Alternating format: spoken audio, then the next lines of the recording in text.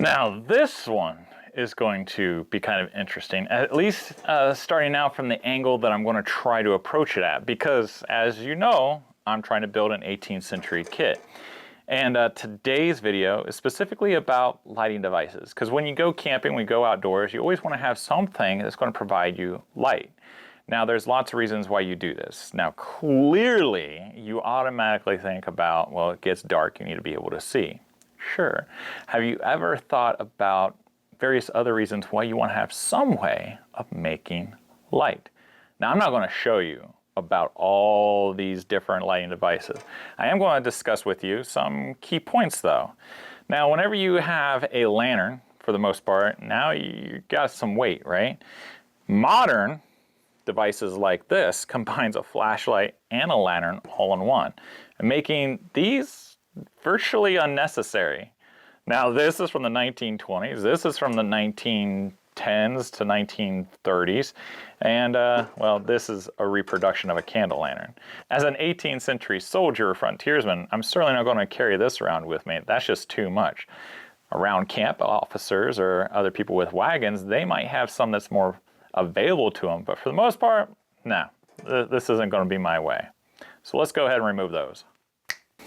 Now I'm keeping these two on here because we're going to have a discussion about them as well, because as we go through these videos, most of you are not going to be an 18th century living historian.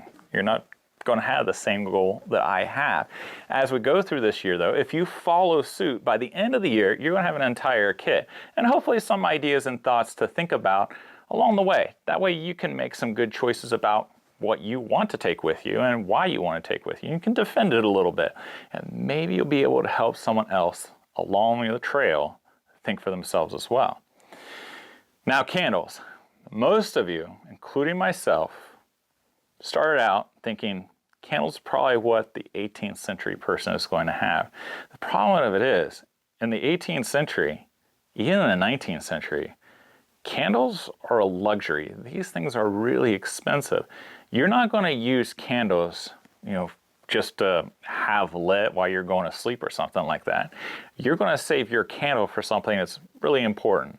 Perhaps to write that love letter to your sweetheart, or write your mom and your dad and let them know that you're okay, or something else. Possibly even as a fire starter, especially during the cold months. If you can't get a fire going, you're going to want something like this to help you out.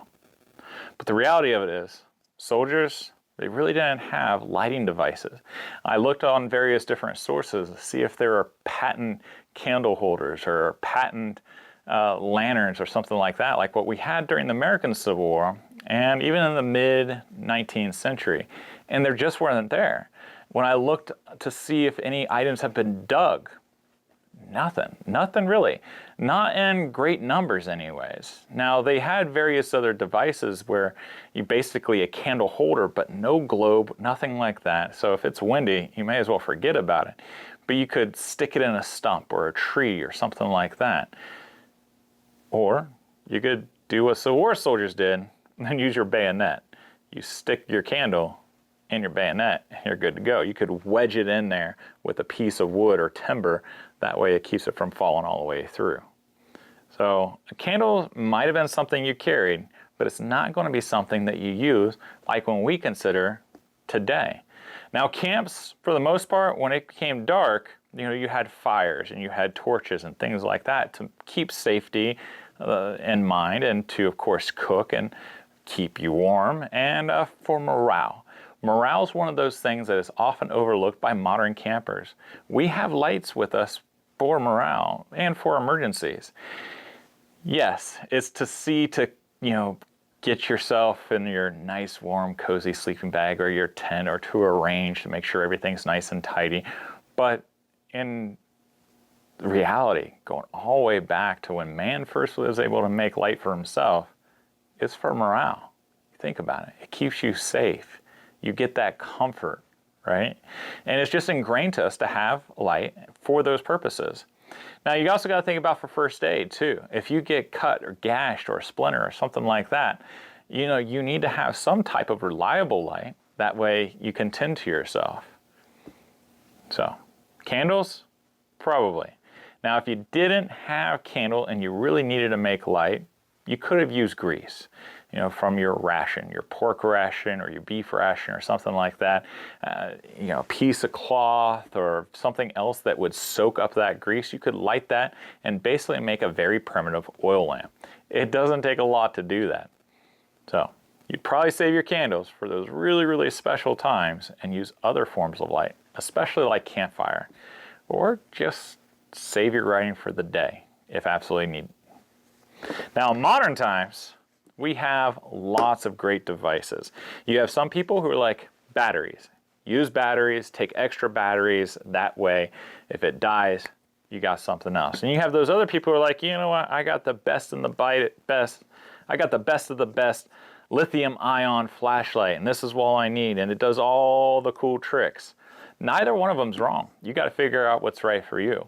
For the most part, I think I find myself on the battery camp, and that goes back to the comfort aspect. I know if I have my flashlight, when I have fresh batteries, because I change out my batteries actually pretty regularly. I put the old batteries that I was using, and I'll put those in my drawer for my kids to use for various other things. That way, I always have fresh batteries. I always want to make sure when I need it, I have it, especially in case of an emergency. Whereas rechargeables, well, now you got to carry extra stuff that often weighs a lot, way more than batteries, to charge whatever. Now this I got for Christmas for my son, and this thing is really sweet. I'm not promoting this per se because I didn't pick this out for me. He did, and he thought it was cool, and it is cool. This is a LUTW Light Up the World flashlight from Amazon, and it's got the charger, so you can either use it as an emergency charger for your phone, or you can charge it up. Okay, this does not use regular batteries.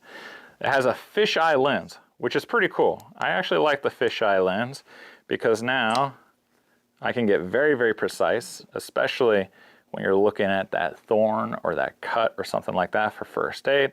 I like how precise that is. And it has the dim function, has the flash function.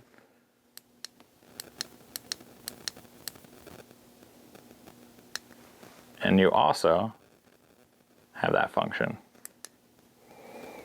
Got a strobe in case of emergency, and it's off. I wish it had a red light for night. It doesn't have that. And it doesn't have the red light function for a lantern either, which sucks. I wish that could stay on, so at night when you're in your tent you could use that. It doesn't have it. But anyhow, that is one option for you. There's lots of them out there. I haven't really got to experiment and use this and see how long it lasts. So again, I'm not promoting this, but for my son, I think this is a pretty cool idea. It's just the right size for my hand too. Now, most people are really into the idea of a headlamp. And if you have a headlamp, you want something that can adjust one way or the other.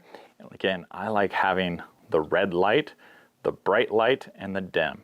I use the red light at night because it doesn't mess with my night vision, especially when I'm digging around in my tent or something like that. But when you really need it, then you have something that's bright. This is a Coleman that I've had for a number of years, and honestly, this thing is about shot. This thing needs to be retired. I need to get another headlamp, and I'll probably upgrade to something a little bit nicer. But when I bought this several years ago, this thing was like $20, and it worked fine. For what it is, it worked fine. There's much better ones out there though. So there you go. When you think about your lighting, most of you aren't going to be thinking about a candle, but think about how you're going to use it. I think most of you are probably going to fit in the range of a headlamp style versus a traditional. That way your hands are free. You can make your fire. You can tend first aid or what have you, which is also why it's nice having something that pivots and bends and things like that. So how versatile is it? What kind of colors does it have? Is it going to be batteries? Is it going to be rechargeable? If it's going to be rechargeable, well, how long is it going to last? If it's going to have the bright function, well, there's different times for brightness versus dim.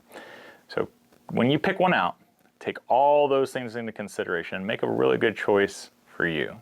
But definitely, no matter what, take some type of lighting device with you when you go out in the outdoors. And let us know below in the comment box, because as we go through this year and we piece all these things together, it's awesome having your guys' reviews and your suggestions. Nothing worse than buying something just off the shelf without having any idea, especially in today's modern time, how good it really is, how reliable it really is. Which, speaking of which, something that's reliable, the Preston Mess Kit. Now, when I bought my Preston Mess Kit a number of years ago, I bought it for $275 because these things are rare as hen's teeth, and I didn't know if I was ever going to see one cross my path again. So it was totally worth it. Now, for your Preston Mess Kit, to get a reproduction that's more durable than this one, and you don't have to worry about finding it on eBay, you can buy yours for $200. And it comes with a 316L stainless steel skillet, a 316L stainless steel plate, 316L stainless steel cup or pot that's foldable, which is really handy, locks into place like so, and a 54-ounce 316L stainless steel canteen. Now all of these come together, but one of the coolest functions to me is you can take the plate and the skillet, you can combine them to make a really nice container. Had it on backwards, like so. So you can put a meat ration in there or something else and it would lock in place. That way it's not going to fall apart. Or you can use this as a baker, which I gotta tell you, making some peach cobbler in this thing, making biscuits and cookies in this thing, it works out really well. And boy, does it taste delicious. But for one person, that's all you need. It's a fantastic one-man kit that's very versatile. And if you want a cover to go with it, there's lots of modern covers you could use. But Sarge Vining over at Vico Outfitters, he's making these. Now this is not 100% reproduction. He is making a reproduction, it's going to cost a lot more, but he's making these for $75. They're felt lined, you can put water in this, get this nice and soaked, so during the warmer months, you got that evaporative cooling and durable canvas. You can buy the belt hanger extra or the shoulder hanger extra. So he's taking orders for that. And like I said, I think the Preston Mess Kit is awesome. At the end of this video, there's other videos so you can see exactly how this all works up close. Now, if you'd like to check out the Camp Crafters Guild and join us as we go on our various adventures and conversations and we share with each other in an awesome community of like-minded people, then check out www.honorableoutfitters.com/join the guild. Participate in our weekly challenges, because then I'll give you a badge so you get that feel good, but also just seeing other people's ideas and getting feedback on what you have, and of course a good pat on the back for what you share. It's awesome. It's a great group of people. I invite you to check it out. Now, if you'd like to see the video about the Preston Mess Kits, then check it out here. If you'd like to see a video about various other camp crafting items, then check it out here. I hope you guys have a wonderful week. Give a kiss to your loved ones, and I'll see you guys next time. Take care.